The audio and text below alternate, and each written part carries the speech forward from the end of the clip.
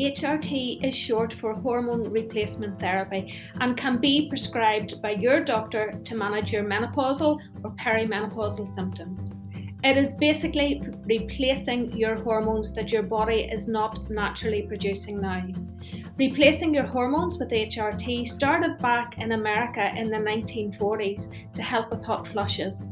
It was a drug called Premarin. However, it was made from horses' urine. Not really a pleasant thought, is it? However, it was the old type of estrogen, which is very seldom ever used now. Nowadays, HRT is typically made from yam plants, and although this is a root vegetable, it has the same molecular structure as the estrogen you make in your body, and it's known as body identical.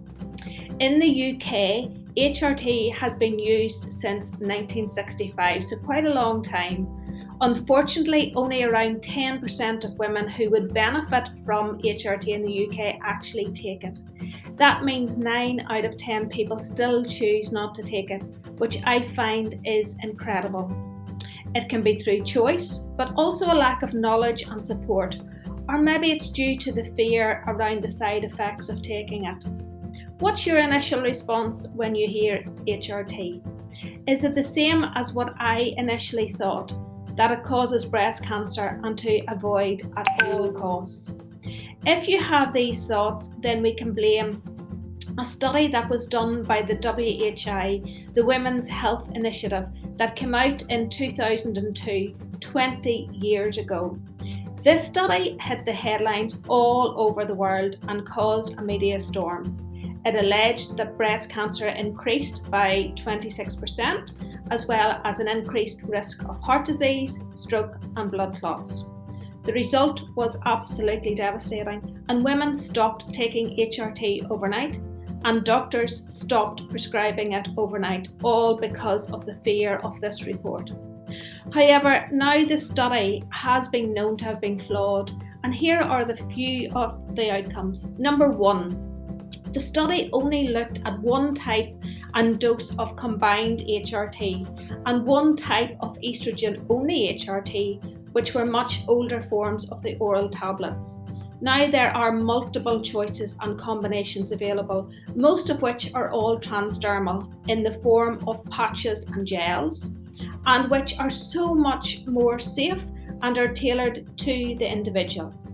Secondly, the average age of the women taking place in that study was 63 years of age. The oldest woman was 79. So if we look at the average age of the menopause in the UK being 51, this was the total wrong demographic of women, and in reality, they had a much higher risk of developing breast cancer and cardiovascular disease anyway, regardless of taking HRT. Thirdly, the majority of the women in the study were also overweight.